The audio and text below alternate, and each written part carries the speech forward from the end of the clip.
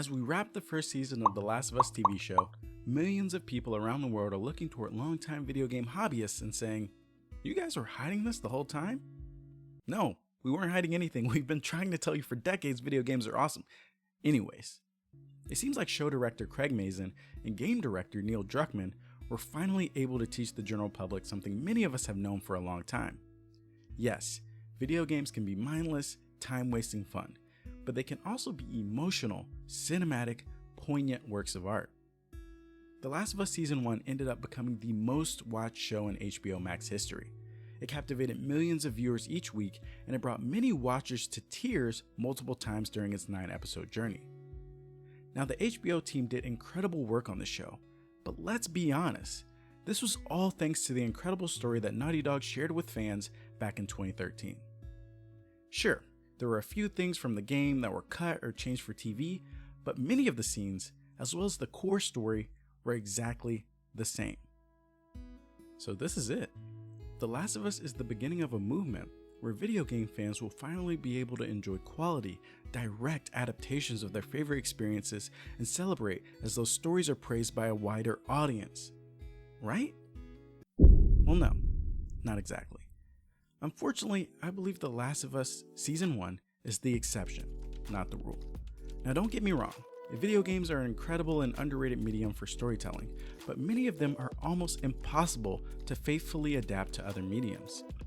Player interaction is crucial to many game experiences, and when you strip that out, many of the stories told in our favorite games begin to crumble. Before I go any further, let me be clear. When I say The Last of Us is the exception, I am talking about mostly faithful, one-to-one adaptations of video games. I know there are plenty of great shows and movies that were inspired by or based on the stories from some of the most popular game franchises in existence.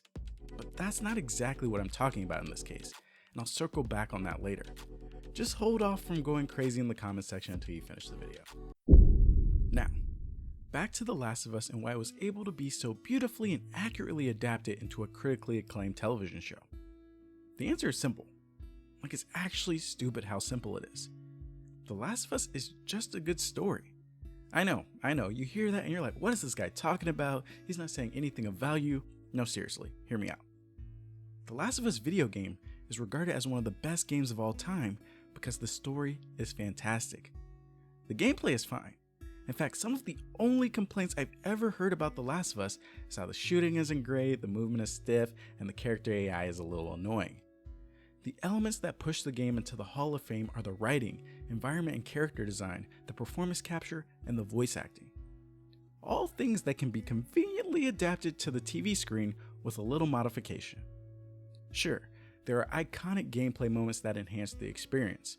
Fighting through infected inside Bill's town, Joel getting caught by a snare and shooting upside down, playing as Ellie for the first time near the end of the game, or being forced to fight through the hospital as Joel.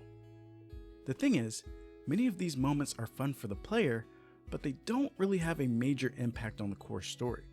And the moments that do, like playing as Ellie or controlling Joel in the hospital, can easily achieve the same narrative impact on television with strategic pacing and convincing performances.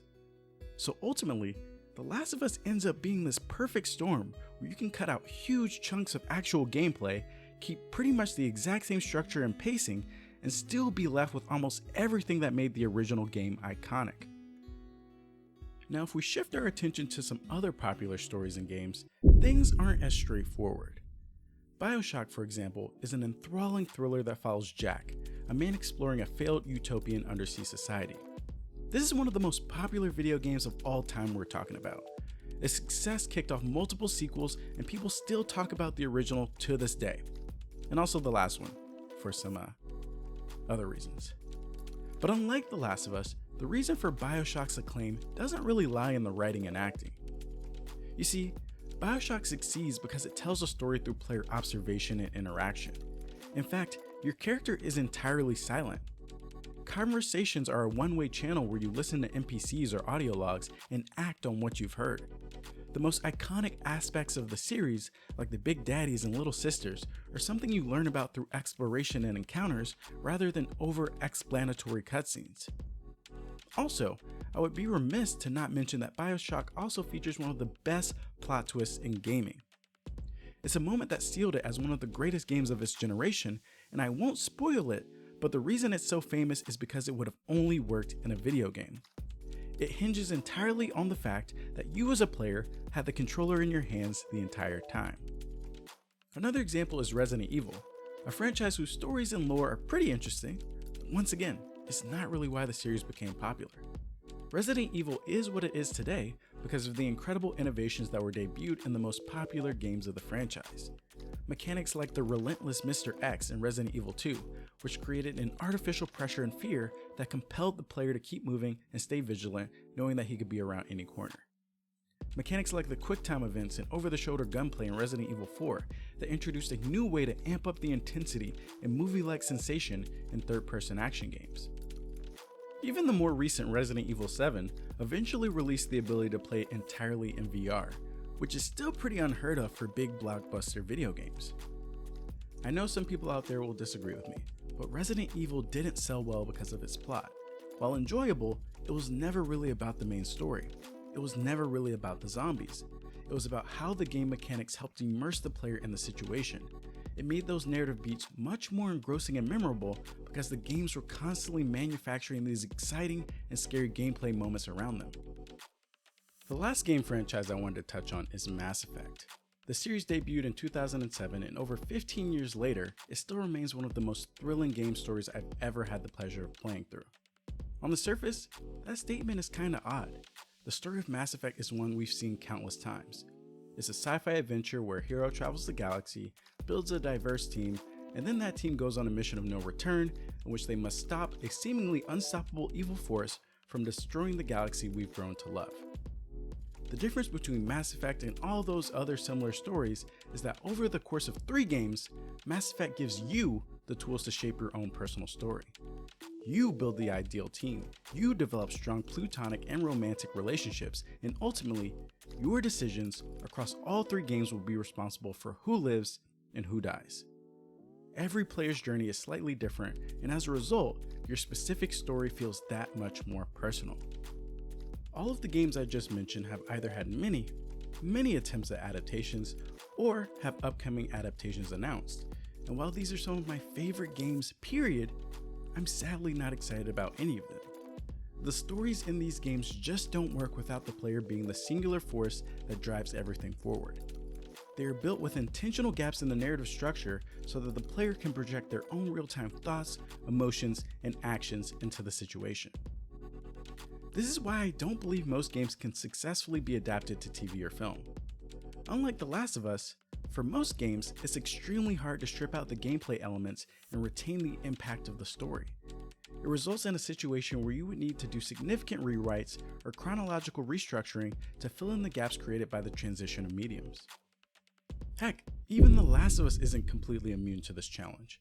Looking at The Last of Us Part 2, it's very much like its predecessor in that, for the most part, the narrative can be separated from the gameplay and remain fairly intact with little modification. But there's one very big caveat. Anyone who's finished The Last of Us Part 2 knows that Naughty Dog took a very controversial risk. They took the biggest narrative moments and themes of the game and tied them extremely tightly to the gameplay. It's why if you look around on the internet, which I just recommend you don't do, unlike almost the universally praised first one, there was an intense war between the people who love and hate the second game. There are things in that game that only work because Naughty Dog knows that you need to hold the controller and do certain things if you want to see the credits. They then sit the player down and say, look at the things you've done, look at the journey you've been on, and use that to contextualize the story we've told you. It's an extremely bold and polarizing design choice that really only works as a video game, which is probably why, unlike the first season, we will see a large number of changes in how the story is presented in order to try and ultimately deliver the same message in a way that works for a TV audience. Now, I only wanted to discuss this topic because The Last of Us TV show was the only time I've ever seen a gaming experience replicated in a way I could share with my non-gaming friends and family. Moments that impacted me in the game several years ago were pretty much the same moments newcomers were impacted by in the show. There is now a mainstream depiction of a game that represents almost the exact reasons why players fell in love with the original work. While it happens with books and comics almost every year, I don't think something like this has ever been pulled off successfully with video games, and it's hard to think it will ever become common. That being said, it seems like Hollywood is hopefully starting to identify what makes our favorite games special.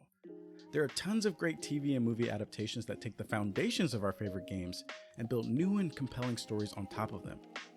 While Arcane, Castlevania, and Cyberpunk Edgerunners aren't exact retellings of the existing games, they are incredibly well done shows that respect and expand upon the worlds that were established in their respective franchises. While the Mario movie is not out yet, it looks like it will be taking tons of imagery and references that Nintendo has spent decades creating across tons of games and packing it in a way that will be a nice homage for fans and a great way to introduce new people to the games. Honestly, I actually think this is the most effective way to honor some of our favorite games, and in many ways, I prefer this strategy because it gives everyone a new story to digest while treating fans of the original work with Easter eggs to get excited about. Regardless of what's next for the future of video game adaptations, all I ask is that the people leading these projects do what's best for honoring the games. Let things be animated and make smart changes when needed. We don't need every blockbuster gaming franchise to be a gritty live-action adaptation with tons of CGI and explosive action scenes. I'm looking at you, Halo, Assassin's Creed, Monster Hunter, Hitman, The Witcher. Well, I actually like The Witcher a lot. Let's take that one off the list. Resident Evil. Thanks for making it to the end of the video. I really appreciate it. This type of video is completely new to me, but it's something I definitely wanted to try out.